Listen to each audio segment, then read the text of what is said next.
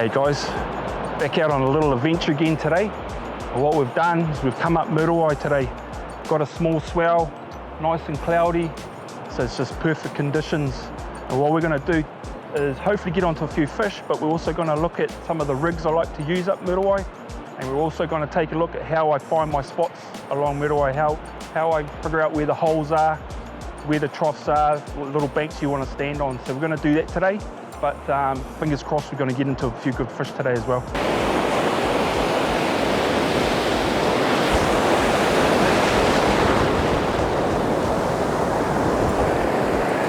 Been fishing Muriwai for quite a long time, pretty much ever since I could walk.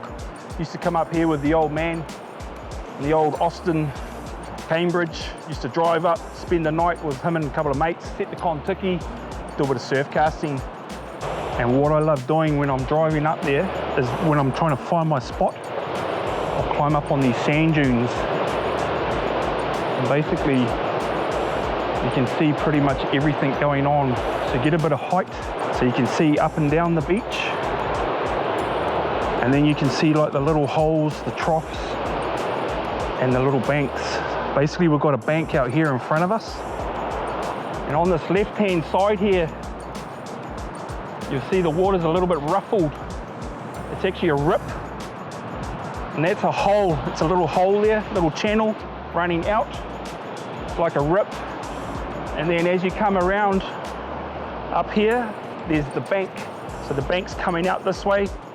You go further along and you'll see the water coming back in that side. There's another hole on that side.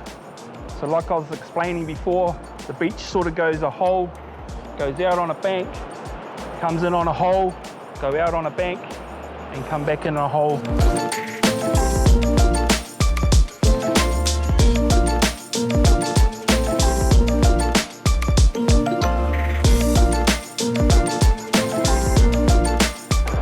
Okay guys, we're going to flick this one out. I've got a mixture of pili and squid. Nothing's bitten on the kōtari as yet.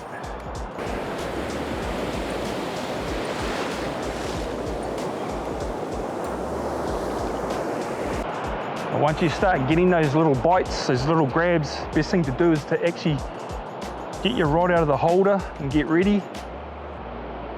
You don't want to miss the fish. Now this has got those suicide hooks, so I can't strike. Just got to let that fish pull. And once it's pulling, I'll just basically raise the rod and it should hook. Hopefully it'll hook itself even. It's our first little bite. It's been about 10 minutes, which isn't too bad. It's quite interesting. We've had the kōtari out for about 20 minutes now, and there's been no bites.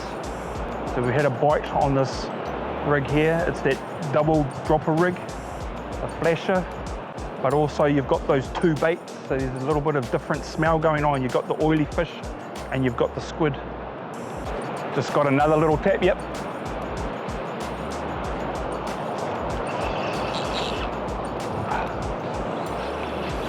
Yep, we're on guys. Again, not too sure. Trevs. Woohoo! Yeah boy! How's that? Nothing too big, but way legal. It's probably getting up around that 35 centimeters. Got to be 25 as well in that. But yeah, a couple of Trevs aren't too bad. If we can get another couple, will be good. Some sashimi. We'll get them on the ice.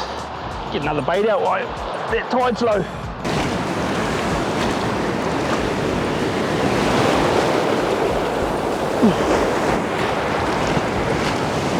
It's on that side. I was out casting the other rod. Looked over. That was hooked up. I'm out of breath.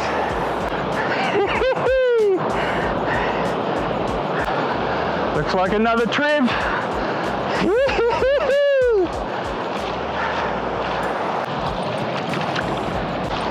It just shows you how soft their mouths are. Some more sashimi.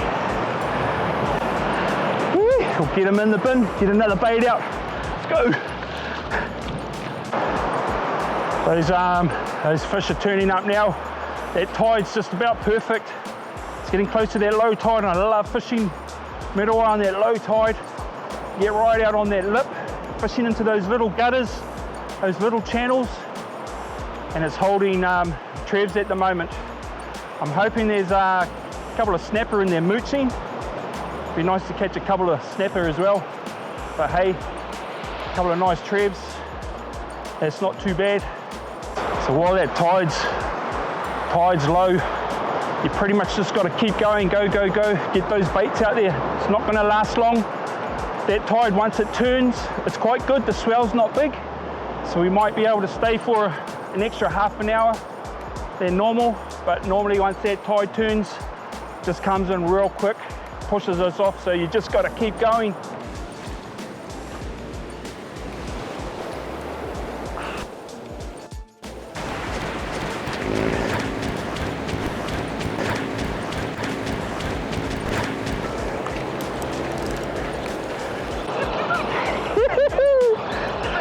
Hooked up!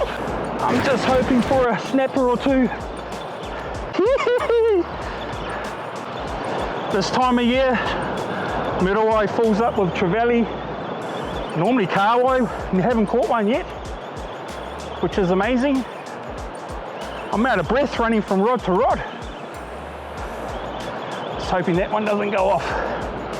But I think it's another Trev, guys, and I don't mind that. Oh, guys, just a KIWI, this one. Now normally if we were catching snapper already, I'd probably keep him for bait.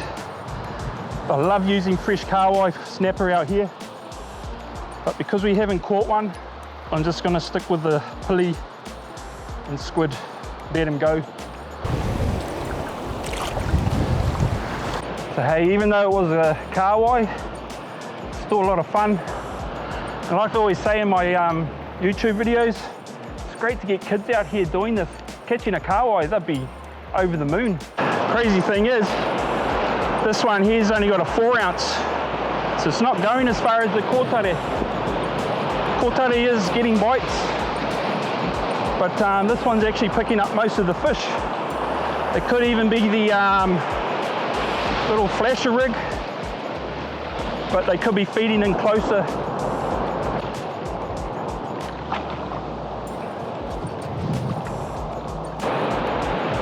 When I'm fishing Muriwai, I try to coincide that tide with darkness, either early morning or evening. The fish normally turn up for you, so it's always good to try and get that. But because I love fishing Muriwai, doesn't matter, just even during the day we're still catching fish. But if you want to better your chance at a good snapper, you want to try and get that late evening on a dead load around that 7 o'clock, 8 o'clock. Hooked up, guys! I just put it in the rod holder. That low tide just fires on that low tide. You don't have to try and figure out where those holes are. You just get to that bank on the low tide and you should get into a few fish. The guy down beside us, he actually got a snapper, so they are there. They're not there in big numbers. And like I was saying, this rod here's been catching pretty much all the fish. So I might be casting too far with the kōtare. Another trevally.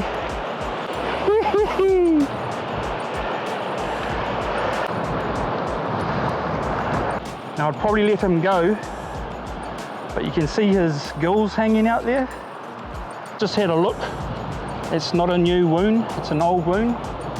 So I think he'll be fine. I'm gonna let him go. We've got a couple in the bin for our sashimi, so we'll let him go.